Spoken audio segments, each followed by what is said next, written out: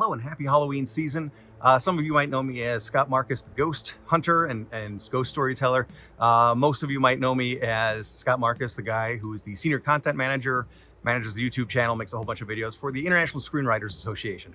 One thing both of those have in common is it's all about storytelling and celebrating storytellers, which I have so much fun doing. And if there's two things I nerd out about, and there's a lot more than two, it's filmmaking and ghost storytelling. And part of that, actually, I get to do with one of my best friends, Max Tim, who works with the ISA as the Director of Education. We have a podcast, the Fantastic Story Society, where we just talk about all kinds of different ways you can tell stories and doing it well. But I'll talk about more of that at the end. I am combining both of those, filmmaking and ghost storytelling, finding haunted locations, to talk about my top 10 haunted filming locations in Los Angeles. What does it take to be on this list? Basically both of those, and have them in spades. A place that is famously known as a place where a lot of iconic movies have been shot, but then also be famously known as a place with a lot of really interesting ghost stories. And so we're gonna go through them really fast, really quick, one per day. And though I have my list written, maybe it's not set in stone. If you have locations that you passionately think should be on this list, leave comments. Kicking it off at number 10 is a place that I think is one of the most amazing and beautiful and overlooked locations in all of Greater Los Angeles. And I am talking about Greater Los Angeles, not the city proper. And that is Mountain View Mausoleum and Cemetery, but specifically the mausoleum in Altadena, California. This location's been used more and more lately as a filming location. Iconically, if we are going to be talking about horror storytelling, we're going to mention American Horror Story, and this is a location where Lady Gaga went in American Horror Story Hotel looking for Rudolph Valentino's grave. Of course, Valentino is buried at Hollywood Forever Cemetery, not at Mountain View Mausoleum, but still, that was the location that was used. It's been used in a lot of period piece productions recently, including HBO Max's, now just Max, I guess, Perry Mason. Netflix's Hollywood is another example of that. The TV show Lucifer, which shoots at a lot of interesting locations, they actually transformed it into a library. The 2014 comedy Behaving Badly, the James Wood series Shark, NCIS and CIS crime scene investigation episodes shot here, an episode of Ray Donovan, and the 2022 star-studded crime caper Amsterdam with Margot Robbie, Christian Bale, Anna Taylor-Joy, Chris Rock, and even Taylor Swift in that cast. They shot here and around Pasadena. Perhaps most strangely, the music video for Happy from For Hell was shot at this location. And though they didn't actually shoot here, the huge Amazon smash hit from just last year, Fallout, they recreated portions of it for some interior scenes that were supposed to take place, ironically, again, at Hollywood Forever Cemetery. But they definitely were finding inspiration from Mountain View Mausoleum. And they're so film friendly that there's an empty grave with steel walls on each side so that actors could easily get in and out if there's a funeral scene. American Horror Story used it, Promising Young Woman, Pretty Little Liars, and 6 Feet Under have all used the same exact gravesite. To me, the production that stands out the most, because you really do see it a lot, is Curb Your Enthusiasm. There's a surprising amount of memorial services or wakes and funerals. They shoot on the grounds and in the building quite a bit. There's even more iconic comedies that have had memorials or funerals here, and this includes the gravesite to Michael Scott's fascination with the office chair model in The Office, and it was Susan's gravesite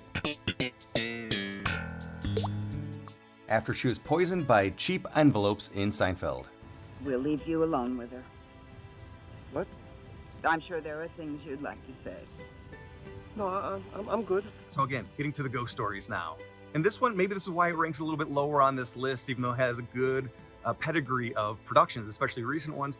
It's not very widely known as a haunted location. However, stories are beginning to come out, including from productions that are shooting there. Separately, there's a ghost hunting group, the Supernatural Investigation Unit, based out of the Pasadena area. While on site, they have heard disembodied voices, and they were actually even involved with an interview, and they noticed somebody wearing a top hat and a suit that was kind of just observing quietly off in the distance, only to find out that this is kind of a caretaker ghost that many people have seen, especially staff throughout the building. And I personally have shot here. I worked on a web series back in the day when we were trying to figure out how to make money with video and film on the internet. There's a web series called Aiden Effects, which was a younger, maybe a tween targeted action series. Unfortunately, it's hard to find now, but it was a lot of fun to work on. But this was a place that when we were shooting here, I couldn't wait to come back on my day off to just explore this building on my own. It is huge. It is beautiful. It is cavernous. There is hidden symbolism all over the place. So if you're somebody who's into things like Da Vinci Code, where you're finding meaning or symbolism in things, this is a place for you because there, again, it is just such a beautiful place. And once you feel like you've seen it all, you'll take another turn, go down a different corridor, and find yourself in a whole new wing of the building. It's definitely an exciting place to explore. I highly recommend it. And it's open to the public. So it's nothing that you have to sneak around or snoop around for. They definitely encourage people to come and visit their beautiful location.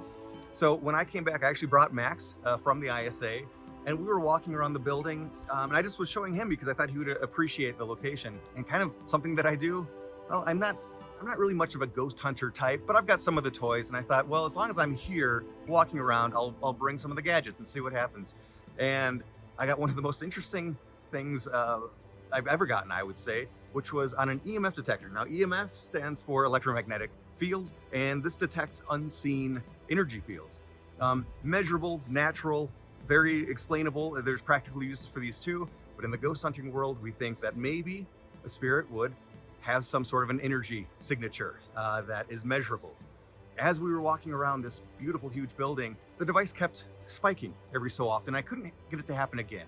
If you can cross the same area more than once and it keeps going off, that means there's probably a wire under the floor or in the wall, something along those lines. But I couldn't repeat it. So I just didn't know what was going on. And then finally, I asked, hey, if somebody's here with us, can you just let me know by putting some energy, putting some focus into this device I'm holding in my hand? And rather than get a big spike, which would have been dramatic and amazing, even more interestingly, the needle bounced around like a heartbeat. Fortunately, I did get it on camera, so you can see for yourself. And feel free to see at the very end, there's a link over to Max and I checking this place out years and years and years ago. Segueing back to Max, yes, we have so much fun talking to storytellers. There's a million different ways to tell a good story. It could be a book, it could be a movie, a TV show. Heck, maybe you can't even tell the story unless you have a pair of dice, because we've talked to board game designers and creators as well. I'm so proud of the shows that we do with the Fantastic Stories Society, and part of the reason is that we don't have a schedule. We put an episode out when we have something interesting to say or an interesting person to talk to. We don't have to satisfy any advertisers. Wouldn't mind making some money on it, but in the meantime, we are just putting out really, really strong content, if I do say so myself. Some recent favorites, John Ronson, who wrote the book, The Men Who Stare at Ghosts. He's written a number of amazing books. David Ferrier, who created the Netflix series Dark Tourism. And I really enjoyed our chat with Jason Woliner, who is most known for being the director of Borat 2, but he also created an incredible miniseries last year for Peacock called Paul T. Goldman, which I still recommend anybody watch. But check it out anywhere podcasts are found, Fantastic Story Society. And finally, on every episode, I want to give a credit and thanks to two people who have been influential in my life in this exact respect, and that is Richard Carradine, who ran Ghost Hunters of Urban Los Angeles, Gula. He's also written a number of books, including books about the ghost stories associated with Disneyland.